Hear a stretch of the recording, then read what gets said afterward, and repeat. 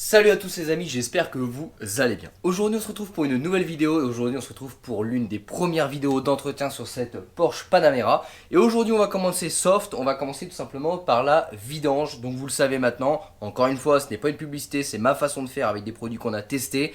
Libre à vous de le faire ou de ne pas le faire. Mais je vais utiliser donc un engine flush pour tout simplement nettoyer avant la vidange. Et un traitement au Macaron P18 qui va limiter la friction et donc limiter l'usure du moteur. Alors comme vous le savez, cette Porsche a été achetée, la vidange a même pas, bon si maintenant elle a un petit peu plus de 1000 km, mais quand je l'ai achetée elle avait 1000 km, elle doit en avoir 2000 aujourd'hui, donc elle est absolument toute neuve. Sauf que, oui parce qu'il y a toujours un sauf que, en fait tout simplement elle a été faite en 2019, donc il y a 1 an et 3 mois exactement où elle a été faite, sachant que c'est conseillé de faire une vidange tous les ans et c'est obligatoire tous les 2 ans. Donc je préfère tout simplement la refaire et repartir sur une bonne base. On va voir un petit peu plusieurs points avant de démarrer. Pourquoi je fais un engine flush alors que la voiture a uniquement 90 000 km? Tout simplement parce que maintenant sur les nouvelles véhicules, sur une nouvelle génération de véhicules, nouvelle génération c'est plus français, on a tout simplement des huiles qu'on appelle long life. Ces huiles long life caramélisent entre guillemets à l'intérieur du moteur et laissent du dépôt. C'est pour ça tout simplement que je vais utiliser ça, c'est pour nettoyer. Et secondement, ça se dit pas non plus mais c'est pas grave, sur ce type de moteur là, il consomme de l'huile. Alors c'est tout à fait normal, hein. Porsche fait des moteurs qui consomment de l'huile depuis plusieurs années maintenant. Et donc quand on consomme de l'huile, on vient tout simplement encrasser la segmentation. Donc ce produit-là va également pouvoir nettoyer la segmentation et donc nettoyer cet encrassement-là. Voilà pourquoi je le fais avec si peu de kilométrage. Ensuite le P18, bon bah voilà, je ne vais pas vous repasser dessus, hein, vous connaissez si vous suivez la chaîne, sinon je vous invite à regarder sur YouTube, vous allez trouver mes différentes vidéos là-dessus. Un filtre à huile de la marque Pureflux, bon ça encore une fois je vous conseille toujours de prendre de la marque, faut pas négliger la filtre à huile. Je vais vous faire d'ailleurs une vidéo sur les différentes marques de filtration, leur qualité et leurs défauts, mais ça c'est pas lieu aujourd'hui, donc ça fera l'objet d'une vidéo. Moi je vous conseille, faites pas d'économie, ça coûte 2-3 € de plus, prenez de la marque. Et tout simplement de l'huile. Donc là il y a 9 litres d'huile, donc il nous faudra tout simplement 2 bidons, soit 10 litres. J'ai pris de la Total Quartz, alors ça c'est nouveaux emballages, hein, mais c'est la même que je prenais avant ça s'appelait Total Activa 9000, maintenant c'est Total Quartz 9000 énergie. C'est exactement la même, c'est le packaging qui a changé. Donc pour Porsche il faut tout simplement respecter la norme A40, donc celle-ci la respecte. Et là il y a tous les Porschistes qui vont me dire, voilà là tu mets de la 540 alors que Porsche veut absolument de la 040. Alors c'est totalement faux, je vous le dis les amis, c'est totalement faux. Il suffit juste d'ouvrir votre bouquin Porsche, je vais essayer de vous mettre au montage une petite photo. Porsche préconise de la 040 ou de la 540 pour cette génération de moteur là. Et Porsche met toujours de la 040, oui c'est vrai je vous l'accorde, mais c'est une erreur de leur part. Ils savent pas lire leur propre manuel. Parce que la 040 elle doit être utilisée pour les températures en dessous de moins 25 degrés. Or, pour ceux qui le savent, j'habite en Normandie. Déjà, quand on a moins 5, moins 10, c'est déjà exceptionnel. Donc, moins 25, on les a jamais. Et mis à part quelqu'un qui habite vraiment en montagne où son véhicule dormirait dehors, ça me ferait mal au cœur de faire dormir ce véhicule là dehors, mais bon, encore bien même. Là, ok, il pourrait utiliser de la 0,40. Sinon, ça ne sert strictement à rien, mis à part mettre de l'argent à la poubelle, parce que la 0,40 coûte beaucoup plus cher. Donc voilà, 5,40, absolument aucun problème. Si vous avez un doute, vous pouvez ouvrir votre carnet Porsche, vous allez voir que dedans, il y a un tableau en fonction des températures. C'est 0,40 ou 5,40. Par contre, pas autre chose. Pas monter en grade supérieur parce que sinon on va avoir une baisse de pression d'huile à chaud.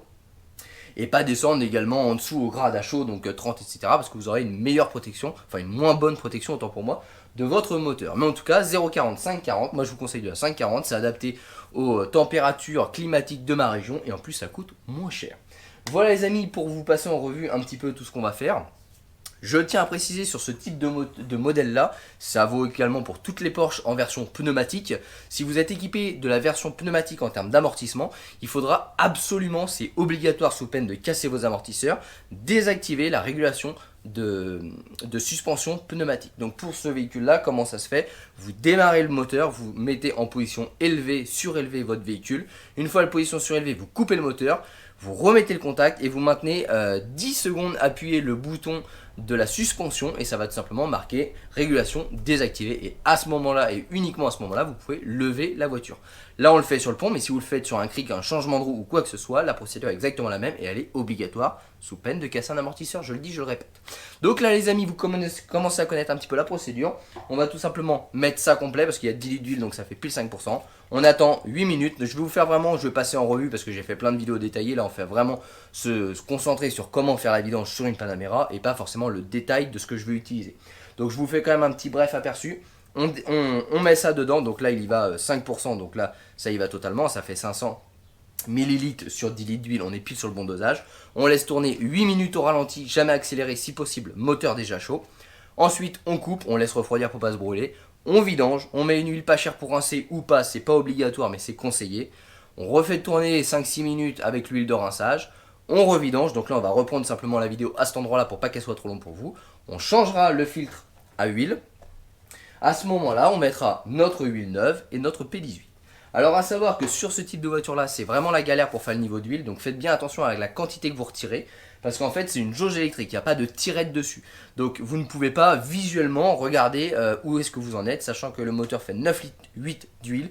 Il faudra faire attention à bien remettre la bonne quantité et pas trop. Parce qu'en fait, il faudra rouler au minimum 25 km avec la voiture pour seulement pouvoir afficher le niveau d'huile électronique sur le compteur. Franchement, c'est de la dope, vous faites la vidange, vous pouvez techniquement pas savoir la quantité d'huile. Donc faites attention, pensez bien à regarder ce que vous avez retiré ou à vraiment prendre référence de la quantité exacte du niveau d'huile pour votre voiture. Les amis, on met l'engine flush, on attend 8 minutes et on se retrouve. Donc là les amis, on va tout simplement insérer notre engine flush. Sur le flacon, c'est marqué 10 minutes maximum. Je le dis, je le répète à chaque fois, ceux qui souhaitent utiliser ça. Moi je vous conseille 10 minutes sur un diesel. Par contre sur un essence, je vous conseille maximum 8 minutes. Parce qu'après on sent qu'en fait ça dégrade l'huile tout simplement. Donc si vous faites tourner trop longtemps, l'huile va être trop fluide, etc. Et on sent que le moteur après fait un léger bruit. Donc moi je vous dis 8 minutes. Après ça reste un conseil encore une fois. Je ne force personne à acheter ou à tester ces produits-là. Moi, je le teste, ils sont géniaux. Après, ça reste mon avis personnel, ma façon de faire. Encore une fois, chacun est libre de faire comme il souhaite. Je rappelle que ces produits-là sont ce qu'on a testé de meilleur sur la chaîne YouTube. Et donc, à la logique de la boutique, ils sont disponibles sur www.mylittlegarage.fr, la boutique où on réunit uniquement les meilleurs produits. Donc là, on insère. J'ai pas besoin de faire le calcul, 10 litres, 500 ml. Voilà, ça fait 10%. Sinon, c'est 10%, enfin c'est 5%, autant pour moi. 5% pour un moteur essence, 10% pour un moteur diesel. C'est indiqué sur le petit descriptif ici, vous n'allez pas vous tromper. Donc là, on met tout ça.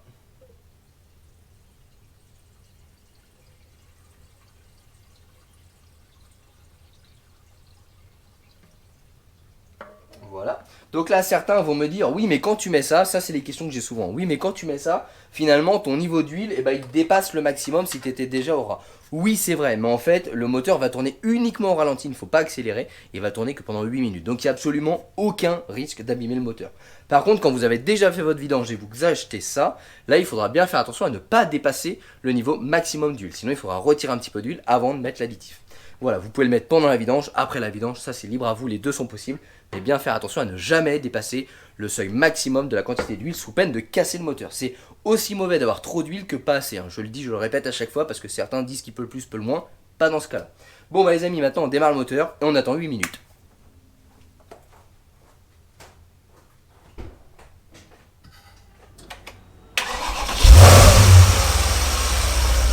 Bon et bien voilà les amis, nous arrivons à presque 8 minutes, donc on va pouvoir maintenant couper le moteur.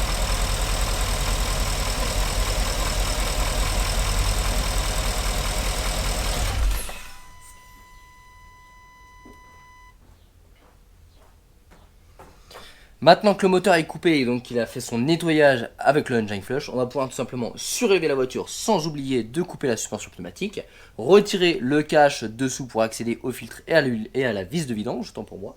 Et puis on va pouvoir mettre en vidange tout ça. Donc je vais vous passer l'étape où on va remettre de l'huile, revidanger, etc. Sinon vous allez voir les autres vidéos, c'est vraiment pour éviter de me répéter et que les vidéos soient trop longues pour vous. Mais je vais le faire. Mais pour vous, en fait, je vais vidanger, je vais passer directement au remplacement du filtre à huile.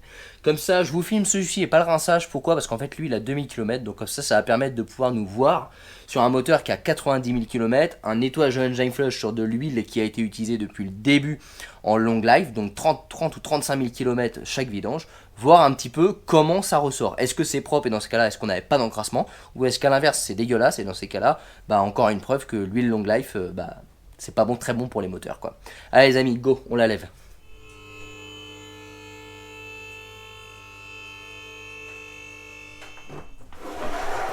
Bon et bien les amis, on se retrouve donc sous la voiture. Alors c'est quand même agréable de travailler en sécurité hein. Non, je me fous pas de vous, je rigole juste parce que vous avez totalement raison quand je mets pas de chandelle. Sincèrement, vous avez tout à fait raison. Mais c'est vrai que généralement c'est la course. J'ai jamais le temps, etc. Et des fois je tourne les vidéos un peu dans la précipitation et j'oublie certaines règles de sécurité. Vous avez tout à fait raison. Mais du coup j'en profite là parce que là je suis en pleine sécurité, donc je vous fais un petit pied de nez. Bon, donc là vous l'avez compris, il va falloir qu'on retire le gros cache. Donc le gros cache qui va jusqu'à la boîte de vitesse ici. Et qui en prend un bon morceau et qui tient avec pas moins de 15-20 vis. Donc là je vais vous passer ça un petit peu en accéléré. Et ça va nous permettre d'accéder donc au carter moteur, au filtre moteur. Et puis plus tard à la boîte, parce que oui vous allez avoir des vidéos sur l'entretien de la boîte PDK. Et vous allez avoir plein de vidéos sur l'entretien d'une Panamera. Alors certains vont dire ouais c'est bon les vidanges on en a marre, etc. Oui je peux comprendre, sincèrement je peux comprendre. C'est pas de la grosse mécanique, mais après c'est vrai que des possesseurs de Panamera seront franchement contents et rassurés de se dire bah en fait c'est simple quoi. En fait je peux faire ma vidange moi-même et j'ai pas besoin d'aller en garage et de payer 900 € la vidange. Donc en fait il en faut vraiment pour tout le monde. Et je suis d'accord avec ceux qui disent que c'est pas de la grosse mécanique, hein, très franchement. Après, moi je le fais parce que j'aime bien refaire mon entretien. Vous commencez à me connaître, je suis un peu maniaque. Quand bien même qu'elle aurait été faite chez Porsche la semaine dernière, je l'aurais refaite. Mais voilà, pensez un petit peu à ceux qui en ont et qui ont peur de faire une connerie. Et qui se disent, bah je vais aller chez Porsche ou je vais aller dans un garage spécialisé. Alors finalement, bah peut-être qu'ils pourraient la faire. Ils pourraient économiser presque 1000 €. Et ces 1000 € là, bah, ils pourraient les mettre dans une future voiture ou bah, tout simplement partir en vacances avec leurs enfants. Voilà, faut pas avoir trop l'esprit critique, mais plus l'esprit un petit peu partage. Et c'est vraiment ça qu'on prime sur la chaîne YouTube. Et bah les amis, je vous mets en accéléré et moi je termine de retirer tout ça.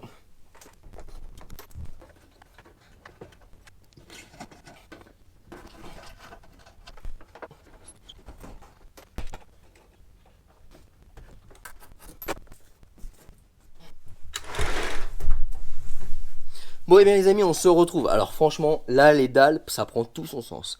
C'est d'un confort optimal pour travailler assis, couché. Franchement, ceux qu'on a déjà acheté, donnez-nous notre retour parce que je pense que vous avez le même ressenti que moi. N'hésitez pas d'ailleurs sur les dalles EasyFloor, tout en description de la vidéo.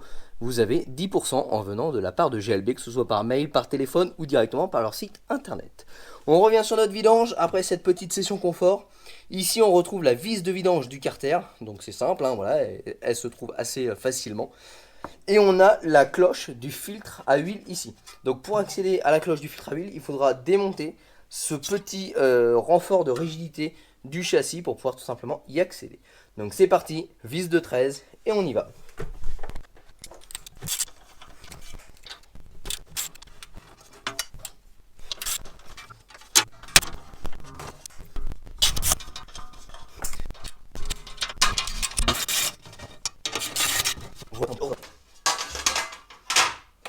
Et maintenant on accède plus facilement à la cloche. Et puis bon bah ça c'était déjà facile, hein. Donc les amis, on va mettre en vidange et pendant ce temps là on va démonter notre petite cloche. Bon voilà les amis, alors là c'est quand même un régal, hein, parce que tout à l'heure j'ai quand même parlé des dalles, mais il faut parler du pont, parce que là je peux vous offrir des belles vidéos avec des beaux angles, etc. Chose que je ne peux pas faire quand je travaille sur notre trafic d'occasion.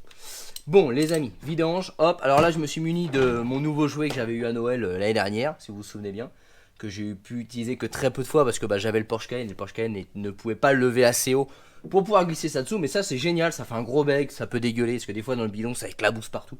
Là ça éclabousse pas, puis en plus j'ai le filtre, donc normalement, ouais je devrais presque pouvoir faire les deux en même temps. Bon allez hop, c'est parti, on attaque. Alors je vais juste me munir d'un petit gant, parce qu'en fait l'huile est très chaude.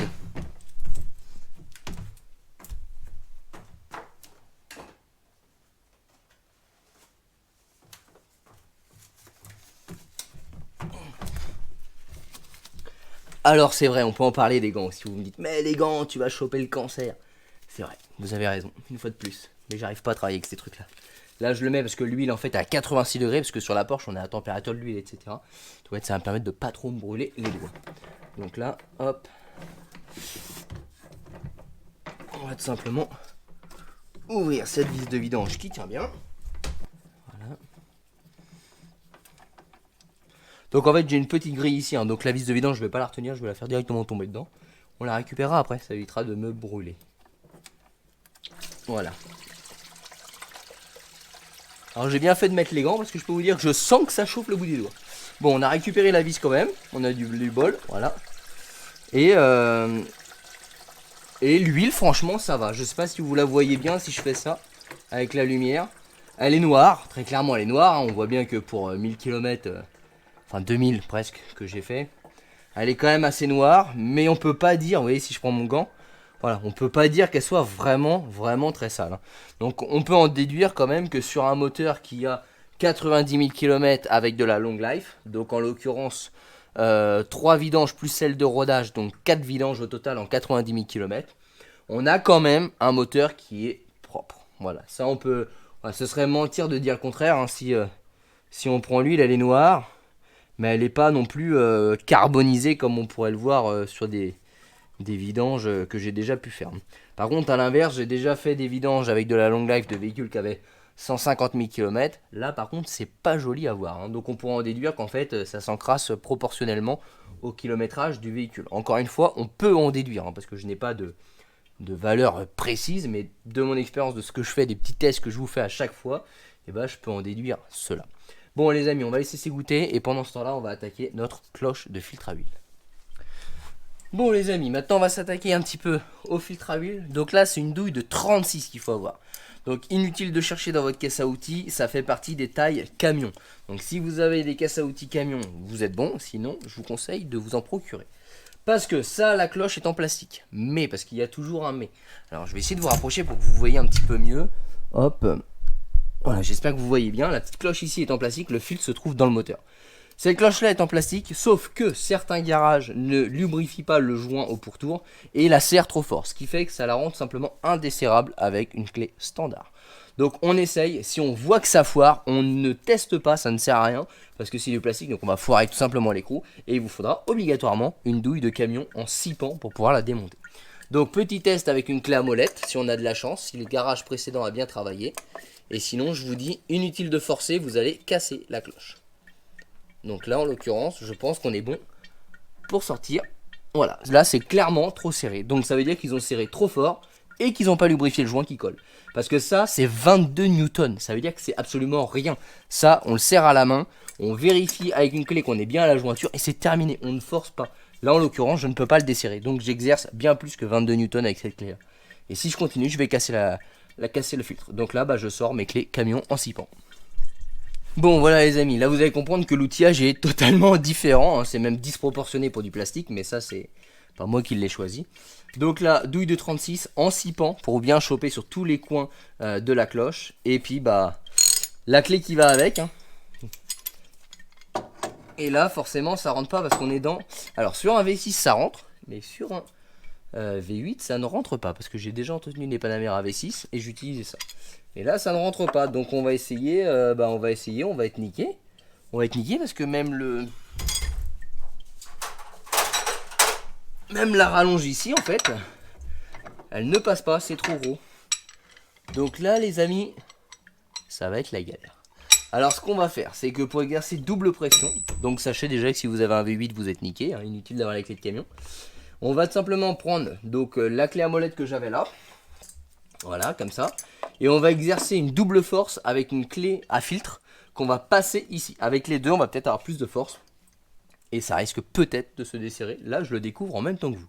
Mais voilà un petit peu les galères qu'on peut retrouver quand les garages ne... Alors vous êtes très nombreux à me dire, tu serres pas aux coupes, tu serres pas. Alors j'ai fait beaucoup de mécanique, ça fait des années que je fais de la mécanique. Il y a des choses, je sais comment ça se serre, etc. Il n'y a pas besoin de tout serrer aux coupes. Même si c'est quand même important pour certaines choses, je vous l'accorde. Mais vous avez l'air d'être très à cheval là-dessus sur le public. Et à l'inverse, vous pensez franchement que tous les garages le font. Là en l'occurrence c'est pas le cas. Alors attention, je ne critique pas tous les garages, je dis juste que certains garages, sachant que là on parle quand même d'un entretien chez Porsche, hein. J'ai le carnet complet chez Porsche. Quand on voit ça, c'est du n'importe quoi. Et bien écoutez les amis, on se retrouve. Bon voilà, l'astuce ça va être de glisser une clé à filtre dessus. Alors, tac, on desserre comme ça, donc on va essayer de la mettre un peu plus haut, voilà. Et on va essayer tout simplement de forcer avec plusieurs outils, parce que sinon on va péter tout simplement la cloche en plastique. Donc là on serre bien, hein, qu'on laisse pas de jeu. Et là bah voilà, c'est bon. Donc là voilà, avec deux outils on a réussi à la tourner. Donc là elle est débloquée, maintenant ça va le faire. Donc là on s'en sort plutôt bien, là c'est le scénario où on a quand même de la chance. Donc maintenant je vais vous reculer, je vais passer l'entonnoir parce que là il y a quand même un demi-litre à couler. Voilà, donc l'entonnoir est en position, je suis désolé à la caméra ça vous cache la partie du filtre. Mais en même temps, sinon c'est moi qui vais prendre la douche.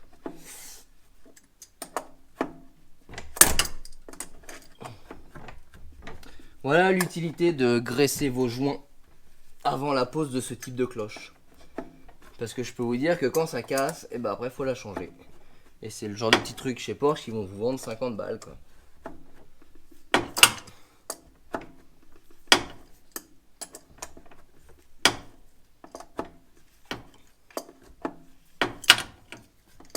Et là en l'occurrence je pense que le gros problème c'est que le joint n'a pas été lubrifié. Parce qu'une fois que j'ai passé le joint, ben c'est vraiment... voilà, vous voyez, je vais finir à la main quoi. Donc c'est vraiment un problème de lubrification du plan de joint. Donc là on a l'huile qui commence à couler, je ne sais pas si vous le voyez vous de votre côté. Je fais attention à ce que j'ai également l'huile là-bas. Voilà. Donc là je ne retire pas tout d'un coup, hein, sinon je vais prendre une douche parce que je suis pile au ras des deux côtés. Voilà. Et l'huile étant très chaude, elle est hyper fluide. Donc on fait attention.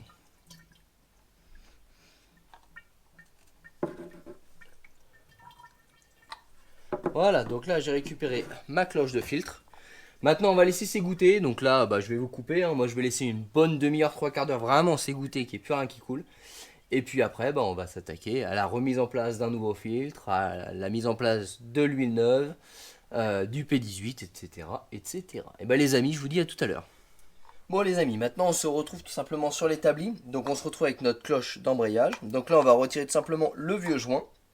Et on va le remplacer par le nouveau. Le nouveau est toujours fourni avec votre filtre à huile.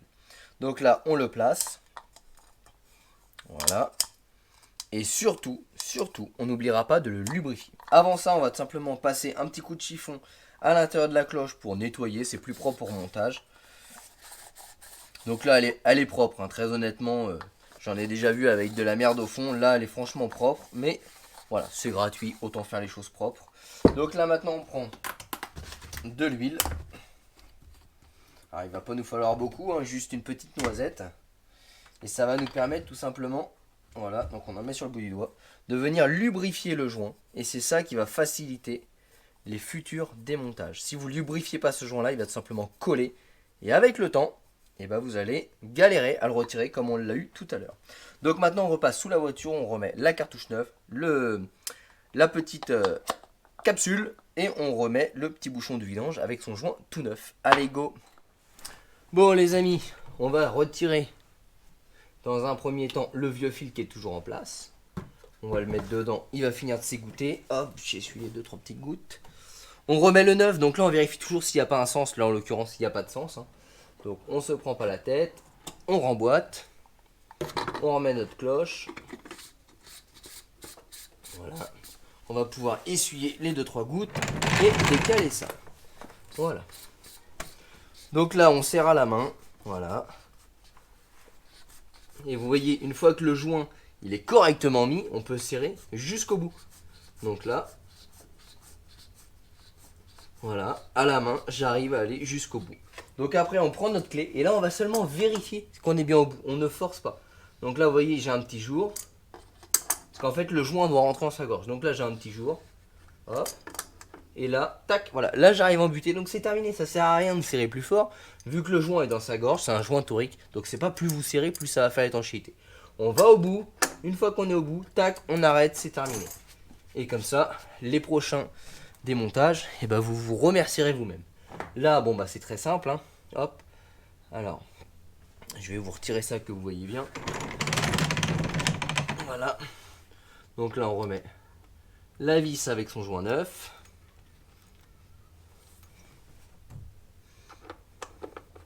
Et là, on revisse, c'est pareil. Hein. Ça sert à rien de serrer fort. Le carter de la voiture en aluminium. La vis est en aluminium. Donc si vous serrez fort, bon, vous allez péter la vis. Vous ne pourrez pas la redémonter la prochaine fois. Donc ça sert à rien. Là, c'est le joint qui fait l'étanchéité par compression. Donc on vient, voilà. On met un tout petit coup. Tac, terminé, c'est bon, c'est serré, ça sert à rien de faire plus fort. Alors s'il veut bien me redonner, voilà. Et c'est absolument terminé. Maintenant, on remonte le fond plat. Donc ça, je vais vous le faire hors caméra parce que ça n'a pas grand intérêt. Et on passe au-dessus, refaire notre niveau d'huile. Les amis, à tout à l'heure. Bon et bien les amis, ce coup-ci, on se retrouve pour la phase finale. Donc l'insertion de l'huile neuve avec le P18.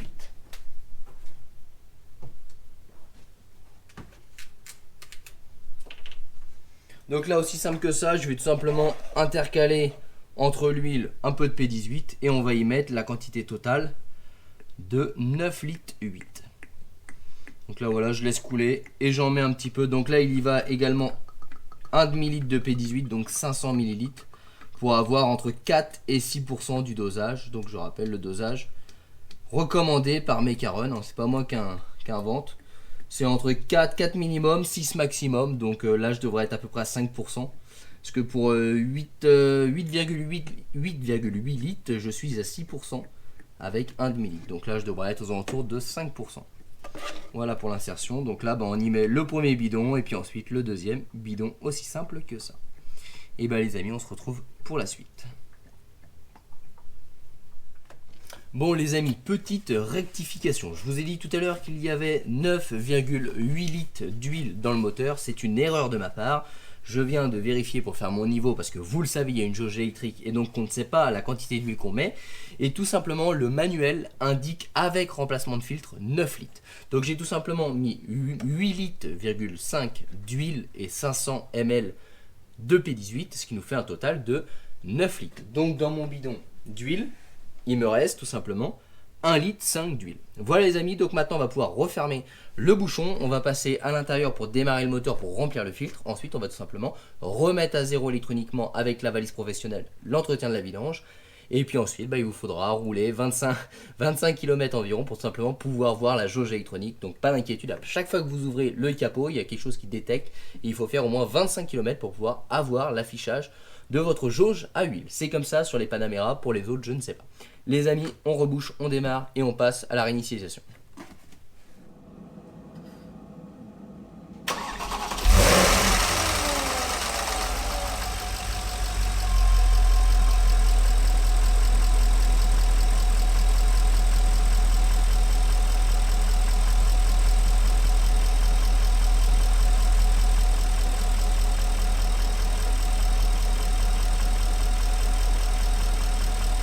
Voilà, donc là moi j'aime bien laisser tourner 5 minutes le temps que l'huile se balade un petit peu dans le moteur, remplisse le filtre, etc. Et après on passe à la réinitialisation de la vidange. Bon et bien les amis, on se retrouve donc dans l'habitacle de cette Panamera, magnifique habitacle. On va brancher notre prise diagnostic, donc la prise diagnostic se trouve juste ici au bout de mes doigts sur la Panamera. Donc hop, je vais devoir vous poser sûrement, à moins que j'y arrive. Je suis un petit peu court des pattes. Non, c'est bon. Donc là, on est branché. On va maintenant sur la valise professionnelle. On met le contact sur la voiture, bien évidemment. Hop. Donc voilà. On va couper la radio pour s'entendre. La ventilation également. Voilà. Et là, on va aller dans fonction spéciale. Oil reset. Donc là, on va dans suivant.